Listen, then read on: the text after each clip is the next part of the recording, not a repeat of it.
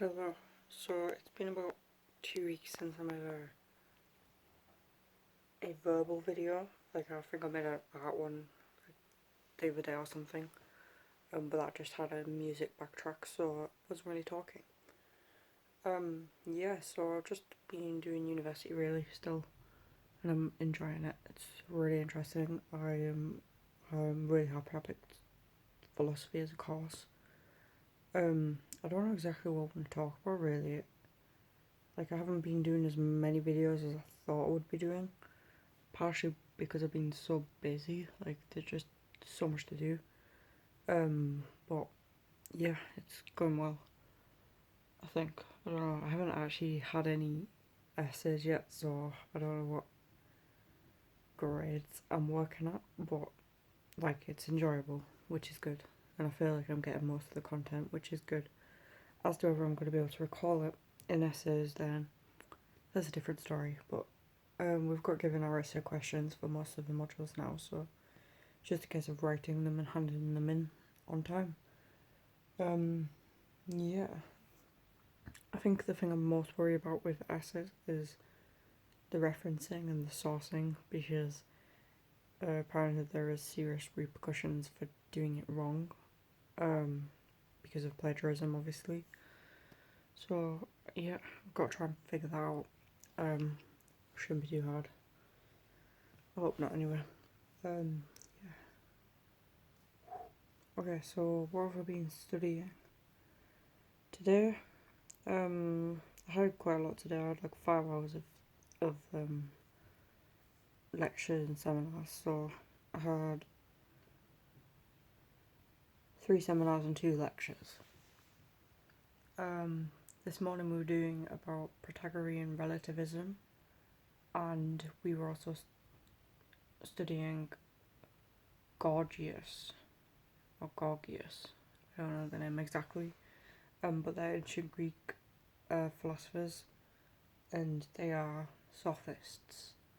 And a sophist is basically means wise man, and what the sophists were interested in wasn't necessarily finding truth, rather rhetoric and persuasion. So they travelled around and they taught people, they sold their knowledge to people in return for money. And yeah, so they basically sold their rhetoric skills or whatever. But so people didn't like the sophists for this reason, because they were selling their knowledge, but also because debatably some of their ideas were quite dangerous. So the only accounts that we have of the sophists really are from Plato and Aristotle. And Plato was against the sophists. He didn't like them. So what he said, I'll just talk about the sophists as if it was their ideas anyway. So Pythagoras was a relativist. He said, man is the measure of all things. And this is quite interesting because it's quite anthrocentric. It puts humanity at the centre of the perceptive field of inquiry as opposed to nature. It distinguishes man from nature, but not only does it distinguish man from nature, it also assumes that man is the measure of reality, that man is the measure of nature, that the way nature appears to man, or the way reality appears to man, is the way reality is in itself. Now, we can interpret that in multiple different ways as well if we break it down further. So, we take the word man. Well, are we referring to one man? Are we referring to one individual? Now, supposedly in this era it would be a man, because women weren't really allowed to partake in the democracy at the time. So he probably did mean man. does he mean individual or does he mean collective? And that's the question. Yeah, man is the measure of all things. And then what do we mean by things? I guess by things we mean reality. We mean the objective world, the noumenal world. But I guess we can't really talk about the noumenal world in this sense. We can only really talk about the phenomenal world. Because it's man's relationship to the phenomenal world, to the world, which determines its nature in some ways. So when man perceives the world, he interprets it from his perspective. And Protagoras would say that his perspective is right. Okay, and then the second part of the quote as well says, and for man what is what is, and what is not what is not. So things that do exist appear to man. Okay, so those things are true, I guess. But things that don't exist don't appear to man. Therefore, they're false. We can't just imagine things into reality, like unicorns, for example. The clock is, and so it is to man. That means it appears to man. Unicorns are not, and so they are not to man. They don't appear to man. Right. So that's Protagoras pretty much in a nutshell. Probably negated his views a little bit. But yeah. So then we have Gorgias, and he takes this sort of relativistic view to a much more extreme end, I guess. He says that we can't. He says nothing is, okay?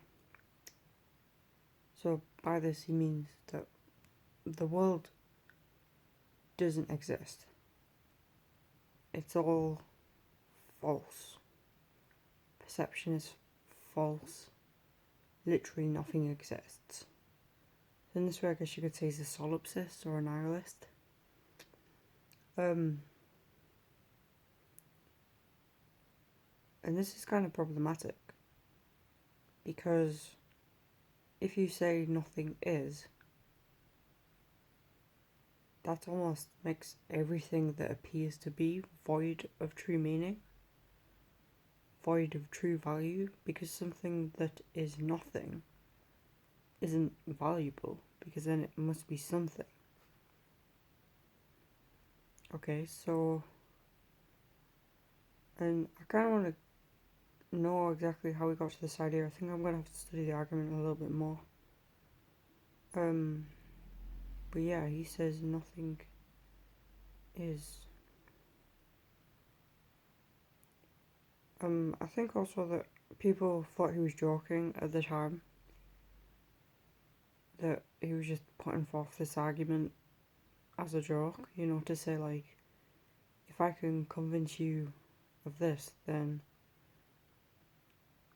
you can convince anyone of anything, which is what the sophists were doing. They were selling their knowledge to people who would most likely want to use the knowledge for getting power and control of mass opinion, which is interesting as well, because only the rich people would really be able to buy the knowledge, which would put the power in their hands in some ways, in some sense. Yeah, so I mean, I feel like I used to be a nihilist in this sense that I've just talked about. I think I've actually got videos on my channel about the lack of existence in the external world. And also the lack of meaning in the external world. Everything being subjective. And maybe that's more of a Protagorean point as opposed to a Gorgian point. Because Gorgias, if he says nothing is, then does he also imply that the individual is also not? That the person who says nothing is also doesn't exist? Is that possible? Well, it must be, because if the individual is part of the world and nothing is, then the individual must also be not. Must also not really exist. Because nothing exists. And if you don't really exist, then you're not subject to any sort of external forces which also don't exist, such as the law, or the laws of nature, or the moral laws, or the natural laws. Meaning you can justify doing anything, literally anything you want, because it's not real. And that's such an interesting view. It's such an interesting perspective to take. Because all of this time, it's almost like the philosophers and even the people have just taken for granted the fact that the external world does exist. There is a thing, that nature is a real thing, that we somehow need to find our key. That we somehow need to find the key of nature. The starting point of everything. Because there are things that do exist. And now the sophist comes along, he's actually like, well, nothing exists. And yeah, I guess we can go move forward quite a bit from here. So I think I don't know the exact time frame of this. I think it's a 400. It can't be 400. 200 BCE. Around that time, I'm not sure exactly. Yeah, it must be about 200. Can't be 200 because Plato was 350 to 400.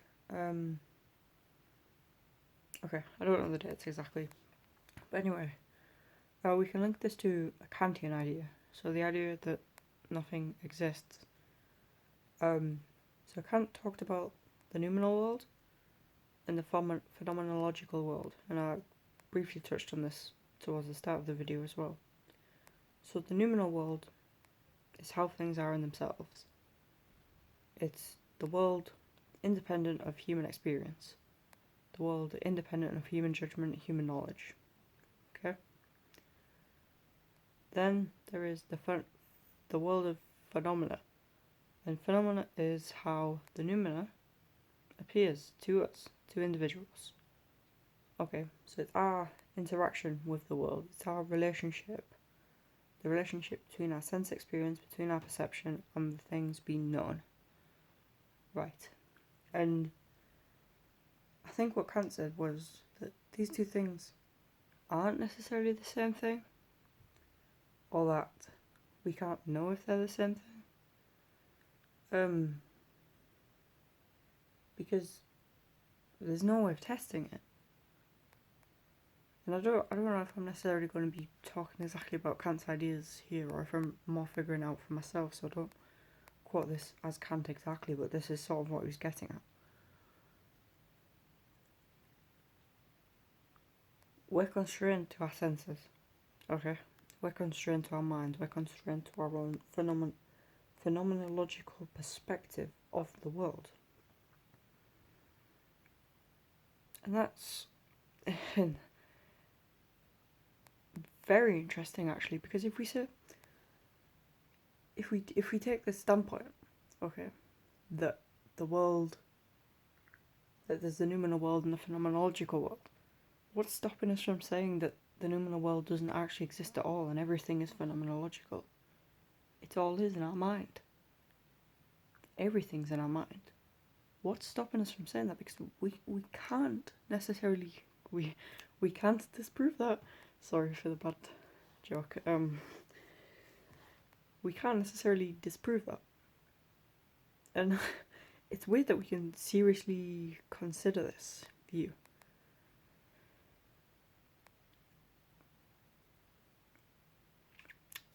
However, it's not a very pragmatic view, which is interesting as well, because that's what distinguishes Gorgias from Protagoras. Protagoras sets a constraint. Protagoras says that man is the measure of all things. Okay, so we can interpret the world how we interpret the world, or the world is as it appears to us. But we can't justify doing absolutely anything, because we have to act in ways which are useful to the society that we live in, that produce positive results. Okay, so there are some constraints on Protagoras, but on Gorgias there is no constraints. That is problematic. Anyway, I'll briefly say as well how I think this leads on to, I don't know if it influences postmodernism, but it's definitely an idea which arises within postmodernism, which is also extremely interesting, because the sophists were people who travelled around. They saw different cultures, they saw different values, so then they said, actually, well, all of these different values and cultures are somehow conflicting. So how do we determine who's right, who's wrong, which culture's right, which culture's wrong? We don't know. Maybe none of them are. Maybe the world is just in our mind. Maybe man is the measure of all things as an individual. Okay. Then we move forward to the 20th century. Globalization occurs. Whoa. Globalization, all of the different cultures are somehow connected. All on the same screen. All across the world. At the same time. Now that is a lot of exposure to a lot of different values, and I guess that does lead to cultural relativism, nihilism, but it also leads to, I guess, something else, of people feeling the need to defend their own values against the values of others, which is really interesting, because that's a modern phenomenon. Maybe that's a modern phenomenon. Perhaps that's presumptuous, but I think especially in this day and age, we either need to learn to live with each other, or we need to learn to stay away from each other, and maybe that's a bit of a cliche, but yeah.